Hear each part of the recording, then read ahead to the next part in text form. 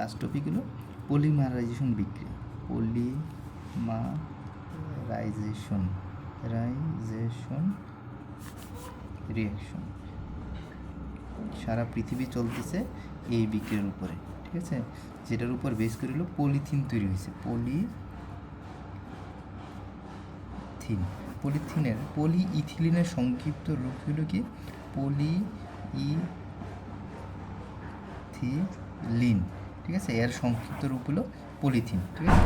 পলিইথিলিনটা কীভাবে তৈরি হচ্ছে, এটা খুব সহজ জিনিস, ডাবল বন্ড CH2, এটাকে আমরা অসংখ্য পরিমাণ জিনিস ইথিলিনটাকে আমরা অসংখ্য পরিমাণ নিলাম, এন দিয়ে এলো সংখ্যা বুঝেছে, 1টা 2টা 3টা এরকমভাবে সংখ্যা বুঝেছে। এটাকে যদি আমরা উচ্চ তাপমাত্রা এবং চাপে, বেশি করে চাপটা হলো 1000 ডিগ্রি অ্যাটমসফিয়ার চাপ, আর হলো তাপমাত্রা কত থাকে 200 ডিগ্রি সেলসিয়াস টেম্পারেচার, আর সামান্য পরিমাণ অক্সিজেনের সহযোগিতায় যদি আমরা একটা বিক্রিয়া করি, উচ্চ তাপমাত্রা এবং চাপে বিক্রিয়া করি, তাহলে সেটা ভেঙে কি হচ্ছে CH2,